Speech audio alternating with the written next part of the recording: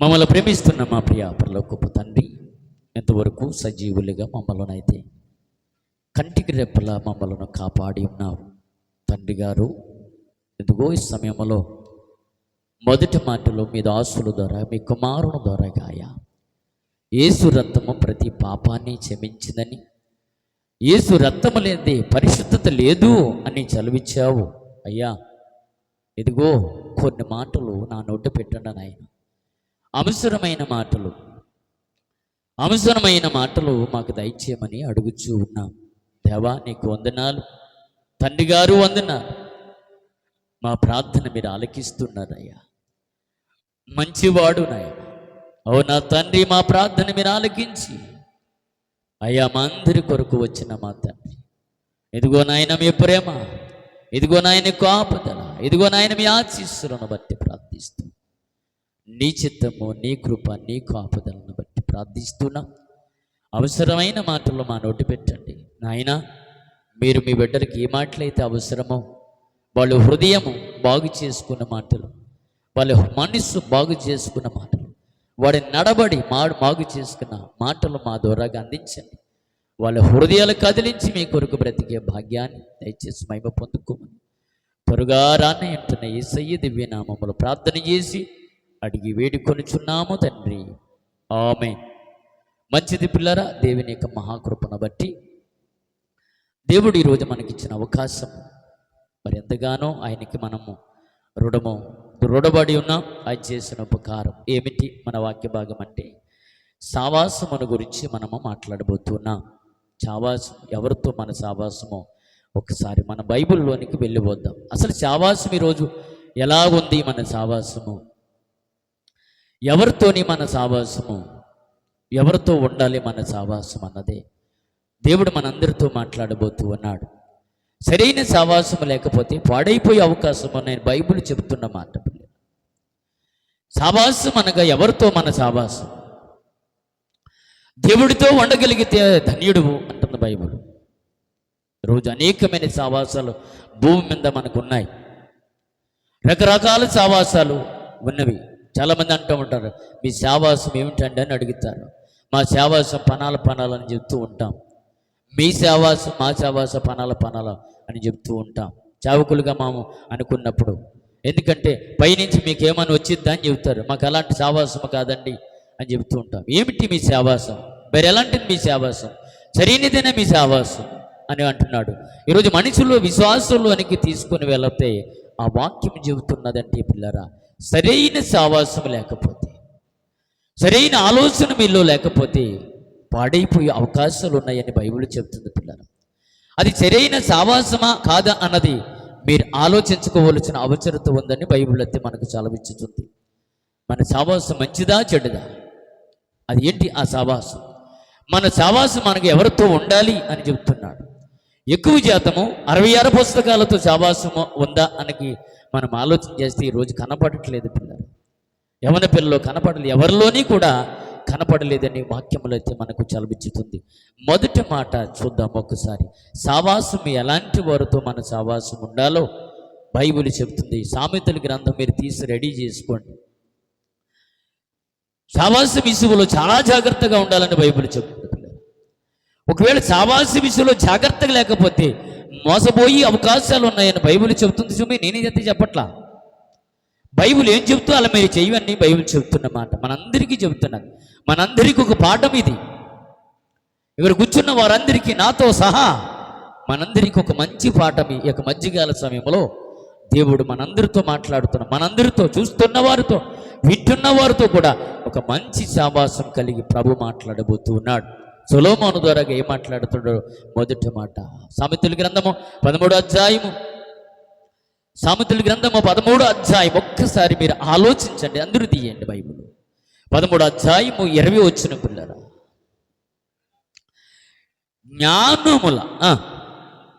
జ్ఞానుల సావాసము చెయ్యవాడు జ్ఞానము గలవాడు అగును. దేవునికి స్తోత్రం. అర్థమవుతుందా అయ్యా? అర్థమవుతుంది కదా మీకు ఎలాంటి సావాసం అంటే? జ్ఞానము గలవాడితో చేస్తున్న సావాసము ఏమవుతాడంటే వాడు జ్ఞానము గలవాడు అవుతాడట. అంటే ఎవరితో పడితే ఆడు చేసి ఆడుతూ చేయమని సావాసము, ఎవరితో పడితే వాళ్ళు తిరగమన్న మన సావాసము కాదుగా. బైబుల్ ఏం చెబుతుంది?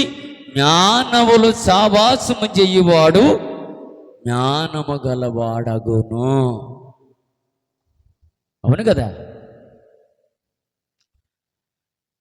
సావాసం జ్ఞానాలతో జరిగిన వాడు మంచి సావాసం. అందుకే జ్ఞానులు తూర్పు నుంచి వచ్చే జ్ఞానులు వారికి ముందుగా దేవుడు తెలియపరిచాడు. అదిగో లోకరక్షకుడు పుట్టి ఉన్నాడు అని చెప్పాడట. లోకరక్షకుడు పుట్టి ఉన్నాడు. జ్ఞానులు ఎంతమంది? తూర్పు దేశం నుంచి వచ్చిన వాళ్ళు ఎంతమంది జ్ఞానులు అంటే 3 అని చెబుతాం. అవునా? ఎందుకు? మనకు ఒంట్లు 3 కనబడుతున్నాయి కాబట్టి 3 చెబుతాం. కాదు, జ్ఞానులు బయలుదేరి వచ్చును అని రాయబడ్డది. 3 అని మనకు బైబిల్లో కనబడతావు.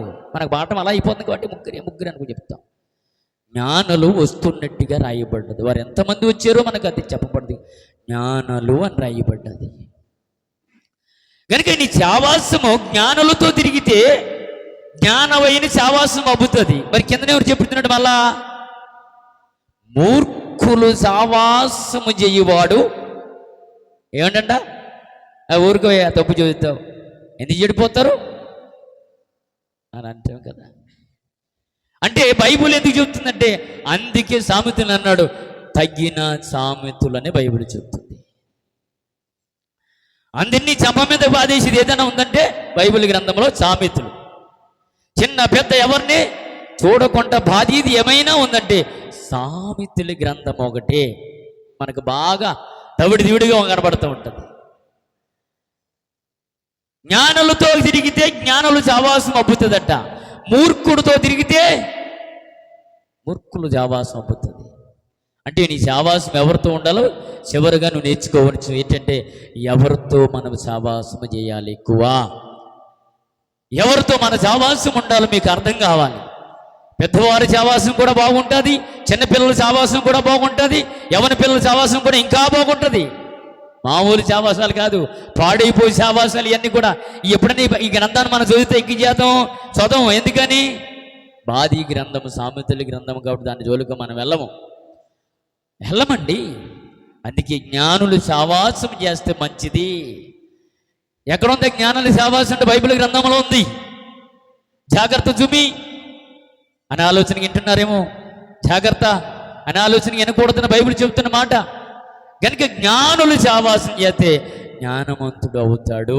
అందుకే ఎవడైనా సేవకుడు అవ్వాలంటే సేవకుడి దగ్గరికి వెళ్ళాలి కదా. మొదట వాడు చెబుతాడు, నువ్వేమవ్వాలనుకున్నా అబ్బాయి, నేను సేవకుడు అవ్వాలనుకుంటున్నా అంటే అతిలా పని చేయరా అంటాడు. మొదట ఏ పని?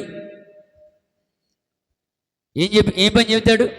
నీకు చేయలేని పని చెబుతాడు, నీకు నచ్చలేని పని చెబుతాడు, నీకు ఇష్టం లేని పని చెబుతాడు. ఎందుకు? నీ సావాసం ఎలాగుంటుంది అని ఏం చెబుతాడు? ముందు పేట్లు కడిగిస్తాడు. ఏ పేట్లు అయ్యి? తినేసిన పేట్లు అంటిల్పి కడిగిస్తాడు. ఇల్లు సావాసం ఎంత ఉందని చెప్పి అది అయిపోయిన తర్వాత బాత్రూమ్లు కడిగి రారంటాడు. ఊరుకువయ్యా, సావాసం చేయడానికి వస్తే నీతో ఉండాలనుకుంటే చావురు కావాలంటే ఇవన్నీ చేయాలా? అవును చేయాలంటాడు. చేస్తేనే కదయ్యా దాంట్లో ఉన్న అనుభవం ఏమిటో తెలుస్తుంది, దాంట్లో ఉన్న బాధ్యత ఏదో తెలుస్తుంది, దాంట్లో భారం ఏదో తెలుస్తుంది నీకు. మరి సావాసం అంటే ఎలా వస్తుంది నీకు? మరి క్రీస్తుతో సావాసం అంటే ఏంటి? క్రీస్తు ఒక మాట చెప్పాడు. ఏ మాట? ఎన్నో మాటలు ఏ మాట చెప్పమంటారని చెప్పి మీరు అంటారు. నేనే చెప్తాను, నిన్ను వలే ఆయన సావాసం. అది అన్నమాట. ఆయన సావాసములో అవన్నీ ఉన్నవి. మరి మన సావాసములో ఎలా ఉండాలంటే ఆయన అంటున్నాడు, ఇక్కడి నుంచైనా ఎవరితో సావాసం ఉండాలి? మంది ఇక్కడ ఉన్నవారికి చెబుతున్నాడు, ఇక్కడ ఉన్నవాడికి చెబుతున్నాడు, నాతో కూడా చెబుతున్నాడు. మనందరికీ చెబుతున్నమాట, జ్ఞానుల సావాసము చెయ్యని వాడు జ్ఞానము గలవాడగను. కిందకి రాబడి అంటాడు, మూర్ఖులు సావాసము చెయ్యవాడు చెడిపోవున ఉందా, బాగుపడిననుందా? చెడిపోవును అని ఉంది మొదటి మాట. అందుకే మనం సరైన సావాసం చేయాలి. ఎవరితో చేయాలంటే నేను అంటాను, 66 పుస్తకాలతో మనం ఎప్పుడు దేవునితో సావాసములో ఉండాలి, లేదా జ్ఞానము కలిగిన వారితో సావాసం ఉండాలి, లేదా ప్రభు బిడ్డలతో సావాసము ఉండాలని ఈరోజు దేవుడు మనతో చెప్తున్నాడు కదా. అవును కదా, అవును కదా. రెండో మాట కూడా మనం చూద్దాం. రెండో మాట, సామెతల గ్రంథము దాటి అవతలకి వెళ్ళొద్దు, అక్కడే నిలబడి ఉండండి. సామెతల గ్రంథము 22వ అధ్యాయం, సామెతల గ్రంథము 22వ అధ్యాయము 24వ వచనం ఒక్కసారి మనము చూద్దాము. ఎవరితో? పాపమంతుడితో అని చెప్పుకుందాం మనం ఇంకా కదా. పాపపడిబడితో సావాసం చేయొద్దన్నాడు. ఏదో రోజు మనల్ని వేసేస్తాడు అని బైబిల్ చెప్తుంది సుమి. అంటే నువ్వు అనుకుంటావు ఏమవుద్ది అని చెప్పి అనుకుంటావు, అయితే బైబిల్ చెప్తుంది కోపచిత్తుడితో సావాసము చెయ్యుకుము అన్నాడు. చేయమన్నాడా? మరి చేస్తే మంచిదా, చేయకపోతే మంచిదా? చేస్తే మంచిదంటాను నేను. మన సావాసం అది కాబట్టి. అవును కదా. మరి నన్ను ఏటి ఆడుతూ తిరుగుతావు అని అంటే తెలియదనమాట. ఏంటా ఊరికి నాన్నగారు ఆడంత మంచోడు ఎవడు అంటావు. ఎందుకమ్మా అమ్మాయితో తిరుగుతావు అని అంటే, తండ్రి ఊరుకో నాన్నగారు అమ్మాయి ఎంత మంచిదో అంటాం. అంటే ఆమె చెడిపోయిన తర్వాత నిన్ను చెరపడానికి ఆలోచన చేస్తుంది. ఈడు చెడిపోయిన తర్వాత ఈయన్ని కూడా చెరిపేస్తే బాగుంటుందని, ఇద్దరికి సమానంగా ఉంటుంది చెప్పి నిన్ను చెరపడానికి వాడు ఆలోచన చేస్తాడు. అందుకే నీ సావాసం ఎలాంటి వారితో ఉండాలి అర్థమవుతుందా? ఇప్పుడు నా సావాసం కానీ మీ సావాసం కానీ అందరి సావాసం కానీ సరిగ్గా లేకపోతే ప్రభు అంటున్నాడు ఈరోజు సావాసములో ఉన్న నువ్వు మార్చుకోవాలి అంటున్నాడు. మార్చుకోవాలంటున్నాడు. మంచి వాళ్ళతో సావాసం ఉండాలంటున్నాడు. ఈరోజు మంచివాడు ఎవడు లేడండి అని అంటాం కదా. మరి ఎవరు మంచివాళ్ళు ఈరోజు అంటే నేను అంటాను, బైబిల్లో ఉన్న ప్రకారంగా దేవుడు ఒక్కడే మంచివాడు. అందుకే ఆయనతో సావాసం ఉండాలి మనకు. అంటే ఎక్కువ బైబిలుతో మనకు సావాసం ఉంటే కొందరిని మార్చడానికి అవకాశం ఉంటుంది. ఎంత మూర్ఖుడనైనా మార్చగలిగింది ఏది? బైబిల్ గ్రంథము. ఎవరినైనా మార్చగలిగింది బైబిల్ గ్రంథం అంటుంది. ఆ బైబిల్లో మాటలు పట్టుకోయి నువ్వు భుజాన్ని వేసుకొని నడిచి వెళితే వాడెంత మూర్ఖుడికైనా వాక్యం చెప్పవచ్చు. దేవునికి స్తోత్రం. ఎంతంటి వాడికైనా వాక్యం చెప్పవచ్చు ఈ మాటలు పట్టుకొని వెళితే. వాడు మూర్ఖుడా మంచివాడు నీకు అర్థమైపోద్ది. అబ్బో ఈ మూర్ఖుడి దగ్గర చాలా జాగ్రత్తగా మాట్లాడాలని మనకు కనపడుతుంది. ఏమంటున్నాడు అక్కడ? కోపచిత్తునితో సావాసము చేయకుము, క్రోధము గలవానితో పరిచయము కలిగి ఉండకము. రెండు జాగ్రత్త. అంటే మీరు అలా ఉన్నారని కాదు, అలాంటి సావాసం మనకు వద్దు అని ఈరోజు ముందుగా హెచ్చరిస్తున్నాడు దేవుడు. అవును కదా. తర్వాత మీ ఇష్టం, ఎలా వృద్ధి చేస్తే అది మీ ఇష్టం. కానీ ప్రభువు చెబుతున్న మాట ఏంటంటే మీరు అలాంటి వారితో సావాసము చేయవద్దు. ఎందుకని? మనందరికీ పిల్లలు ఉన్నారు కనుక మన పిల్లలు ఏం చేస్తున్నారో మనం ఆలోచన పెరిగి ఉండాలి. ఒకవేళ తెలిస్తే దాన్ని ఏం చేయాలి? మనము ఖండించాలి. అక్కడ వరకే ఖండిస్తే మంచిది. నా పెద్దది అయిపోయింది అనుకోండి, దాన్ని ఆపలేము ఎవరు కూడా. ఇటు మగ పిల్లలు కావచ్చు, ఇటు ఆడబిడ్డలు కావచ్చు, తల్లిదండ్రులుగా ఉన్నవారు మనం జాగ్రత్తగా పడాలని ఈరోజు ప్రభు చెబుతున్నాడు. మనము ఈ సావాసములో ఉండగలిగితే ఏ సావాసములో ఉండాలని చెబుతున్నాడు. ఇంకా చదువునానా, నీవు వాని మార్గమును అనుసరించి నీ ప్రాణమునకు ఊరు తెచ్చుకొని వద్దు అని అన్నాడు. అవును కదా, అవును కదా. వాళ్ళు నువ్వు నమ్ముట వల్ల మంచిదేనండి, కాదండి. వాడు ఆలోచన గమనించాలి. వాడు ఏం చేయబోతున్నాడు నీ గురించి ఆలోచన చేయాలి. వారు ఎలాంటి వాడో, నీ సావాసం వారితో మంచిదా లేదా, అలాంటి సావాసం కాకపోతే నువ్వేం చేయాలి? మధ్యలోనే ఆపివేసేయాలని బైబిల్ చెప్తుంది. చుమి బైబిల్ ఎప్పుడు మంచిదే చెబుతుందండి. బైబిల్ ఎప్పుడు మంచిదే చెబుతుంది. మనమే ఏనం. చివరికి ఏమన్నాడు ఆ మాటలో? చివరిని ఏమన్నాడు జన? ఏమన్నాడు? నీవు వాని మార్గమును అనుసరించి నీ ప్రాణమునకు ఉర్రు తెచ్చుకుందివేమో. అంతేనా? జాగ్రత్త చూమి. అలాంటి సమాజంలో చాలా జరుగుతున్నాయి. నమ్ముతావు మంచిదే, ప్రభు బిడ్డలు ఎక్కువ నమ్మేది ఏంటంటే వారు కూడా మనలాంటి వారని చెప్పి నమ్మటం వలన మోసం జరుగుతుందని బైబిల్ చెబుతుంది. సుమి జాగ్రత్త, బైబిల్ హెచ్చరిస్తున్నాడు, దేవుడు హెచ్చరించబోతున్నాడు మనకి ఈ మధ్యకాల సమయంలో. సావాసం అన్నది చాలా జాగ్రత్తగా ఉండాలి. ఇప్పుడు అంటున్నాడు, దేవుడు అంటున్నాడు, మనము క్రీస్తుతో సావాసము చేయాలి. క్రీస్తు బిడ్డలతో మనం సావాసం కరెక్ట్గా ఉంటే మన పాడైపోయే అవకాశాలు లేవు, లేకపోతే పాడైపోయే అవకాశాలు ఉన్నాయని సొలొమోను అంటున్నాడు. ఎందుకంటే సొలొమోను అలాంటి జీవితాల్లోంచి వచ్చిన వాడు కాబట్టి ఇదిగో మంచి మార్గమును గురించి ఆయన చెబుతున్నాడు. చిన్నవారికి చెప్పాడైనా, బాలులకు చెప్పాడు, యవనకులు చెప్పారు, నడి వయసులో ఉన్నవారికి చెప్పారు, వృద్ధాపంలో ఉన్నవారికి అందరికీ చెక్కిన తగిన సామెతలని మొదటి గ్రంథం నుంచి మనం చదువుకుంటూ వస్తూ ఉంటే అక్కడ మనకు కనపడుతూ ఉంటుంది పిల్లలు. కనుక మనం ఉరి తెచ్చుకొనవద్దు, మంచిగా పోయి ఉరి తెచ్చుకోవటం వల్లే ప్రశాంతంగా ఉండటం మంచిదని చెప్పి అంటున్నాడు. ఇలాంటి సావాసము, రెండో సావాసం ప్రమాదమైనదని చెబుతుండే కదా, అవును కదా. మొదటి సావాసం గురించి చూస్తే ఏమన్నాడు, జ్ఞానులతో సావాసం చెయ్యన్నాడు, మూర్ఖులతో సావాసం వద్దన్నాడు. ఇంకా ఇక్కడ రాబడికి ఏమనంటే ఇంకా ఘోరంగా చెబుతున్నాడు. ఏమంటున్నాడు, అది ఉర్రుగా నీకు వచ్చి ప్రమాదమైంది, అది ఉర్రు వల్ల నీ ముందుకు ఉర్రు వల్ల వచ్చినట్టుగా చెబుతున్నాడు. మరొకసారి అదే మాట చదువునానా, వద్దు, కలిగి ఉండకము, అనుసరించి నీ ప్రాణమునకు ఉర్రు తెచ్చుకుందుమేమో. జాగ్రత్త సుమి, మనం అలాంటి వారితో సావాసం మన పిల్లలు చేయకుండా చూసుకోవలసిన ఎవరిది అని అంటే అమ్మా నాన్నది కదా. ఒకవేళ మనల్ని కూడా మోసం చేశారనుకోండి, మనల్ని కూడా మోసం చేస్తే ఎవరిని తెప్పించుకోలేరు, దేవుడి నుంచి తెప్పించుకోలేరు. ఖచ్చితంగా మోసం జరుగుతుంది. తల్లిదండ్రులు మోసం చేసి పిల్లలు అయితే ఉన్నారు. ఇటు మగ పిల్లలు అయిన ఉండొచ్చు, ఇటు ఆడపిల్లలు అయిన ఉండొచ్చు. మన నుంచి తప్పించుకున్న దేవుడి నుంచి ఖచ్చితంగా తప్పించుకోలేము.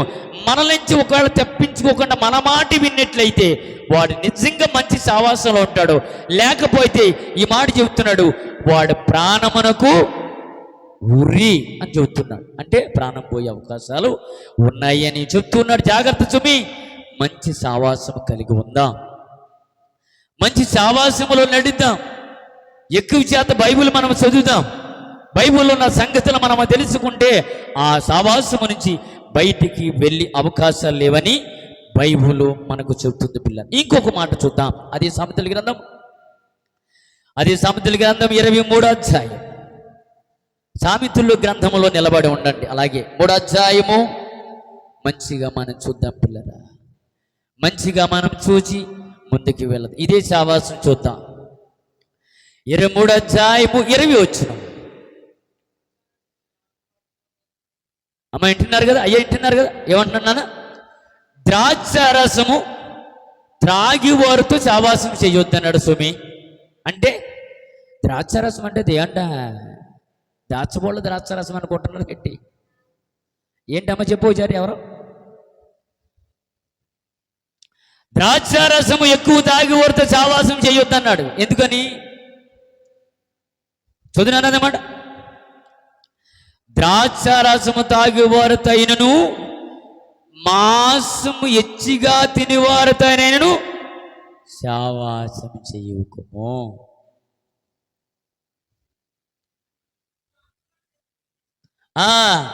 ఇక్కడ ఒక అమ్మాయి ఉంది, లెగ్ పీసులు అంటే తొందరగా పొరిగెత్తింది. మాంసం అన్నమోడికి ఒళ్ళు పొంగిపోదు కొందరికి, అంటే ఎక్కడ రా అంటాడు. భోజనం కాకపోయినా వెళ్ళిపోతాం, ఏదైనా దొరుకుతుంది కొందరు. ఏదో మన ఇంటికాడ తెల్లనట్టుగా, ఏదో అక్కడే చికెన్ మటన్ పెట్టినట్టుగా మన ఒళ్ళు పొంగిపోద్ది. కానీ ఇక్కడేమంటున్నాడు, నేను ఇంకో మాట చెబుతా, తాగిపోతుతో నువ్వు సావాసము చేయవద్దు. ఎందుకు చెప్పాలి, తాగిపోతుతో సావాసము చేసిన ప్రమాదం అంటున్నాడు. తిండిపోతుతో సావాసం చేసినా కూడా. అందుకే నన్ను తిట్టకోకండి, అయ్యో నన్ను తిట్టకండి, నేను ముందుగా చెప్పాను. ఎందుకని, కొద్ది భారమైన మాటలు తగులుతాయి, మీరు మమ్మల్ని అనబోకండి అని ముందుగా చెప్పాను. అంటే ఆయన అన్నాను, ఎందుకని ఆయన చెప్పమంటున్నాడు, నేను చెప్తున్నాను. కనుక రెండు ఉన్నాయి. ఈ రెండుతో ఆయన అంటే పర్వాలేదురా సావాసం చేయండి అంటే చేయొచ్చు, అవును కదా. మీరు తిరగండి అంటే తిరగవచ్చు, తాగండి అంటే తాగవచ్చు, తినండి అంటే మాంసం తినవద్దన్నాడు కాదు సుమి, తినవద్దని కాదు అక్కడ. ఇక్కడ వరకు తినేస్తాడు, వావ్ అంటాడు. ఏమైంది నాన్న? ఎక్కువైందిరా. మరి ఏం చేస్తావు, తప్పదు, పేనపోయే అవకాశాలు ఉంటాయి. ఎందుకని? ఏదో శాంపరం ఫ్రీగా వస్తే అని అంటారు కదా మనోళ్ళు. అది కాకుండా దేవుడు చెబుతున్న మాట ఏంటంటే వీడి చేతిలో రోప పెట్టాడు కానీ ఎవడని ఎత్తి తాగెత్తాడు, అవును కదా. తాగకూడదు అనుకున్నాను కానీ అండి వాడు చాలా బతిమాలి ఇచ్చాడండి. ఎక్కడ అంటే బతిమాలు తాగెత్తామా? ఇప్పుడు బతిమాలతో ఎత్తి తాగెత్తామా ఏంటి? బతిమాలడని చెప్పి వాడు బాధపడుతున్నాడు చెప్పి ఒరే కాయలో విషం ఉందిరా అని చెప్పి ఇస్తే తాగుతామా? తాగుగా విషం తాగితే పోతామని సంగతి ఎత్తి దూరంగా ఉంటాం. కానీ ఇది ఎందుకు? ఇక్కడ సొలొమోను అంటున్నాడు ఏంటంటే ద్రాక్షారసము త్రాగివానితోనైనను మాంసం ఇచ్చుగా తినివానితోనైనను సావాసము చెయ్యము అని అంటే బాగున్నాయినా అని అంటే బాగున్నా, ఎంత బాగున్నో. కానీ ఆయన అలా చెయ్యకము అని చెప్పాడు. మరి చెయ్యాలో చేయకూడదు అది మీ ఇష్టం, నేను మాత్రం చెప్ప. చెయ్యాలో చెయ్యకూడదు, ఆపియాలో ఆపియకూడదు, అలా ఉండాలో ఉండకూడదు మీ ఇష్టం, అది మీకే విడిచిపెడుతున్నాడు దేవుడు. కానీ ప్రభు చెబుతున్న మాట సావాసము చేయవద్దు అని చెబుతున్నాడు. చదువున్నాడు అదే మాట. మళ్ళా వైనను తినువానతైనను సావాసము చేయకము. ఇంకా కింద రాబడి ఏమన్నాడు? తాగుబోతులను తిండిబోతులను. ఎందుకంట అంటే ఆఖరికి ఏముండదంట? దరిద్రులు అవుతారంట. చూమి ఈరోజు మన వాళ్ళకి పండగ ఉంది కదా, ఈ దాదాపు 4 రోజులు పండగ చేస్తారు. చేసినోడు నిన్న బట్టి పండగ ఆధార కోట్లకి రోడ్లు ఖాళీ లేవు. కొందరు బ్యాంకులు చదవలేదని చెప్పి రేపు సాయంత్రం రమ్మన్నాడు ఒక ఆయన, రేపు 9 గంటలు రమ్మన్నాడు. వచ్చి రమ్మంటారు సార్ అంటున్నాడు వీడు. చరివి పనిచేయట్లేదు, రవయ్య బాబు అన్నాడు ఆయన. ఎందుకని? గనుక అలాగ అయిపోయింది. డబ్బులు మన చేతిలో ఉండవు, గజ్జలాడితే అయిపోవాలి, టక్క అయిపోవాలి ఏదంటే కానీ. అందుకన్నాడు ఏ విషయములోనైనాను ధనము నువ్వు ఎలా సంపాదిస్తున్నావో దాన్ని అలా ఖర్చుపెట్టడం నేర్చుకోవాలి. దేవునికి స్తోత్రం. ఒక్కోసారి చేతిలో నీకు డబ్బులు ఉండవు, చాలా బాధపడవలసిన అవసరం ఉంటుంది. ఆ ఎదుటి వాడిని చూసి బాధపడవలసిన అవసరం ఉంది. అందుకే ప్రభువు చెబుతున్నాడు చూమి అని ధనము నీ కాడుంటే చాలా జాగ్రత్తగా ఖర్చేయాలంటున్నాడు. అది ఎవరికి తెలుస్తుంది?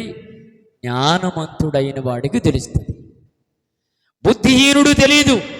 అందుకే తండ్రి సంపాదిస్తాడు, కొడుకు జలత చేస్తాడు. కనుక మనకు ఏ లేవులండి. కనుక మనకు ఈరోజు దేవుడు ఇచ్చిన మహాకృప ఏంటంటే అలాంటి వారితో మీరు సావాసం చేయాలో చేయకూడదు ఇక్కడి నుంచి మీరు చేసుకోవాలని వాక్యము ద్వారా మీ హృదయాలు మార్చుకోవలసిన అవసరత ఉంది. ఇంకా కిందకు వద్దాం. కిందకంటే వచ్చిన మారదాం. 24వ అధ్యాయం 1వ వచనం, సామెతల గ్రంథము 24వ అధ్యాయం 1వ వచనం. చుజ్జనులు చూచి మత్సరపడకము, వారు చావాసము కోరవద్దు. అలాంటి వారు చావాసం అనకొద్దు. చేస్తే మీ ఇష్టం, నేను చెప్పట్లేదు. ఎవరైనా చూస్తున్నవారు కానీ వింటున్నవారు కానీ ఆలోచించవలసిన అవసరం ఏంటంటే ఇక్కడ అంటున్నాడు చదువునా, జుజ్జనులు చూచి మత్సరపడకము, వారు చావాసం, అలాంటి వారి చావాసం నాకు అంటే బాగుంటుందని అస్సలు నువ్వు కోరవద్దు అని అంటున్నాడు ఈయన. అది కోరాలో కోరకూడదు అది మీ ఇష్టం, అలా ఉండాలో ఉండకూడదు మీ ఇష్టం, అంతా మీ ఇష్టమే. ఎందుకు? ఆయన ఇష్ట ప్రకారం మనం ఉండట్లేదు కాబట్టి, ఆయన ఇష్ట ప్రకారం మనం తిరగట్లేదు కాబట్టి, ఆయన ప్రకారం మన బైబిల్ గ్రంథం చదవట్లేదు కాబట్టి, ఆయన ప్రకారం మనం ఉండట్లేదు కాబట్టి, ఇది కూడా అంటున్నాడు ఇది మీ ఇష్టము, నేను అది అలా చెబుతున్నాను అంటున్నాడు దేవుడు. అలాంటి సావాసము కోరవద్దు. ఏమంటున్నాడు? అలాంటి సావాసం కోరిన వారికి ఏమంటున్నాడు? వారి హృదయం బలత్కారము చేయి యోచించును, వారి పెదవులు కీడును గురించి మాట్లాడుతూ ఉంటాయంట. మంచి మాట్లాడరు అలాంటి వారు. నువ్వు అలాంటి వారి సావాసము కోరవద్దు, అలాంటి వారితో తిరగవద్దు. వాళ్ళ సావాసం చాలా బాగుంటుంది చుమి. మీరు గమనించండి, చెడిపోతున్నప్పుడు వాళ్ళ సావాసం చాలా మధురుగా ఉంటుంది. ఎందుకని? చెడిపోవడానికి పెద్ద విషయం ఏమీ కాదండి, చాలా ఈజీగా చెడిపోవచ్చు ఎవరైనా. మంచివాడిని తాగుబోతుగా మార్చాలి అంటే 5 నిమిషాలు కూడా పట్టదు. మంచివాడిగా మార్చాలంటే చాలా సంవత్సరాలు పడుతుంది. జాగ్రత్త సుమి, మీరు అలాంటి చేయవద్దు. ఒకవేళ నాశనం తెచ్చుకోవద్దు సుమి. ఆ దేవుడు చెబుతున్నాడు, ఏం చెప్పట్లా. దేవుడు చెబుతున్న మాటలు ఇదిగో ఈ మధ్యలో ఉండి మధ్యవర్తిగా ఈ మాటలు మీకు అందిస్తూ ఉన్నాను. గమనించండి ఆలోచన. ఈరోజు సావాసం గురించి ఏం గురించి మాట్లాడుతున్నాం? సావాసం. మీ సావాసం ఎలాంటిది? దేవుడితో మీ సావాసం ఉంటే ధన్యులు.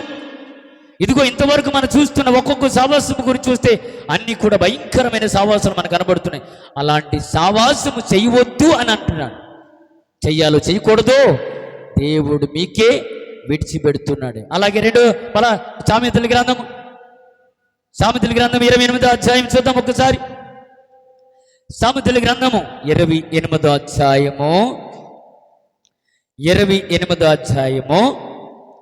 ఒక్కసారి 7వ వచనం కూడా చూద్దాం. నానా ఏం చెబుతున్నాడు? జాగ్రత్తగా మీరు బైబిల్ గ్రంథం తీయండి. జాగ్రత్త సుమి.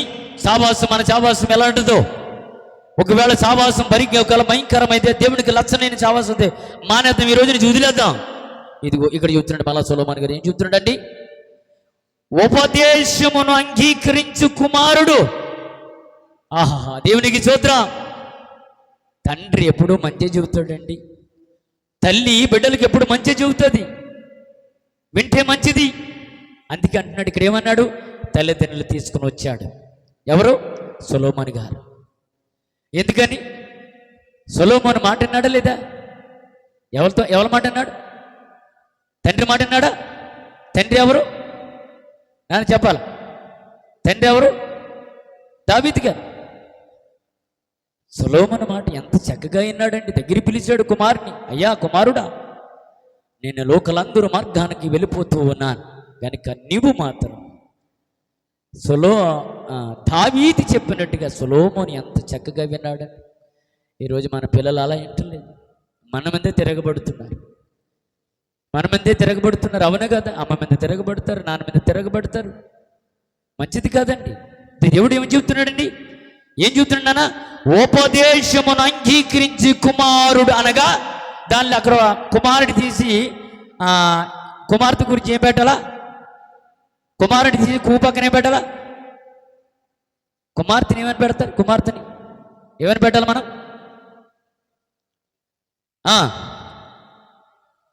ఇక్కడ కుమారుడిని పెట్టాడు కదా. కుమార్తెని పెట్టాలంటే ఏముండాలి అక్కడ? అక్షరం కుమార్తె అని పెట్టాలి. అంటే కుమారుడికే చెప్పారని చెప్పి కుమార్తెలు కాదని కాదు. ఇక్కడ మనకి చెప్తున్న మాట ఏంటంటే, కుమార్తెలకు చెప్తున్న మాట ఏంటంటే, ఉపదేశం అనగా అమ్మా నాన్నగారు చెప్పిన మాటలు వినటి వలన ఏమవుతారంట? ఏమవుతారంట? బుద్ధి గలవారు అని బైబిల్ చెప్తుంది చూమి. అందుకే సొలొమోను విన్నాడు కాబట్టి ఆ మాట రాస్తూ ఉన్నాడు. ఆయన రాశాడు. మళ్ళీ చదువునానా, ఉపదేశమును అంగీకరించి కుమారుడు బుద్ధి గలవాడు. ఈ సావాసము తొంటర సావాసం అంట. ఉందా లేదా సావాసం? అంటే మొదట మంచి చెప్పాడు, తర్వాత ఇలాంటి సావాసం ఉంది నాయన అన్ని మన మీద పెడుతున్నాడు.